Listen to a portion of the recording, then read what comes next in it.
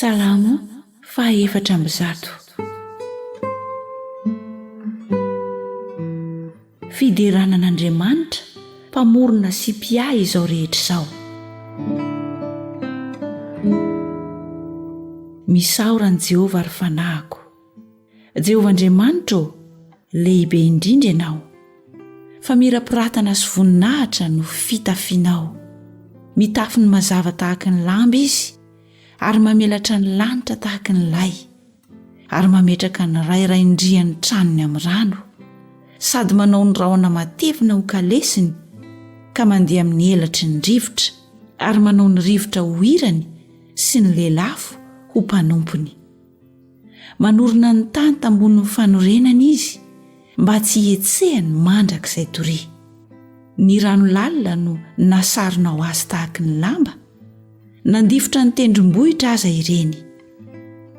Noho ny teny mafy nataonao, dia nandositra ny tendrombohitra. Noho ny feon'ny kotrokorana, dia nirifatra izy.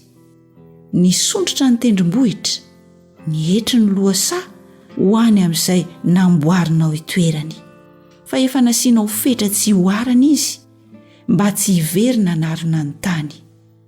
Mampandeloha rano eny amin'ny lohasaha izy, eny anelanelan'ny tendrombohitra no alehany, ka hisotroan'ny bibidia rehetra sy analan'ny biriky diny etaetany.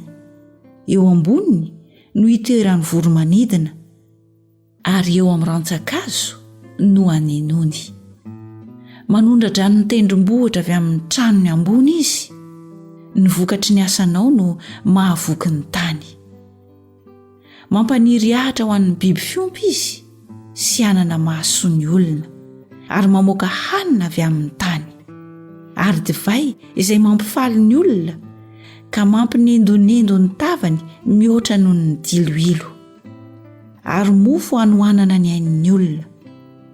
Voky ny azon'i Jehovah dia ny sederan'ny Libanona izay namboleny, izay anaovany vorokely ny akaniny, ary ny vano dia eo amin'ny kipireso no anaovany tranony. Ny tendrombohitra avo dia ho an'ny Osidia, ny aram-bato ny fierovana ho an'ny Iraka. Hanao ny volana ho fotoana izy, ary ny masoandro mahalala ny filentehany. Mahatonga aizina ianao dia tonga ny alina, ka mivezivezy ny biby rehetra any anala. Ny liona tanora mierona maniry toa, ka mitady ny haniny avy amin'Andriamanitra.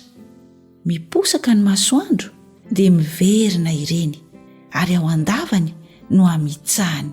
Fa ny olona kosa mivoaka ho any amin'ny taozavany, sy ny asany mandra-paharivan'ny andro. Endreny hamaroany ny asanao Jehovah, fa endrena ny nanaovanao azy rehetra. Henika ny zavatra nataonao ny tany, indro ny ranomasina sady lehibe ny malalaka. Any no misy zava-mihetsiketsika tsy tambo isaina, dia zava-miaina na kely na lehibe. Any no alehan'ny sambo sy ny trozona izay noforoninao hilaolao any. Ireo rehetra ireo miandry anao, mba homenao ny haniny amin'ny fotoany. Manome anao dia manangona izy. Manokatra ny tananao ianao dia voky ny soa izy. Manafina ny tavanao ianao dia raiky tahotra izy.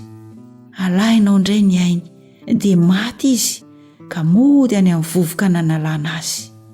Maniraka ny fanahinao ianao dia ary izy, ary manavao ny tarehiny tany ianao. Ho mandrakizay neny voninahitra Jehovah. Oka Jehovah hifaly amin'ny asany. Jereny ny tany dia miorooro, tendreny ny tany ny tendrombohitra dia midonaka. Hira ho an'i Jehovah raha mbola velona koa.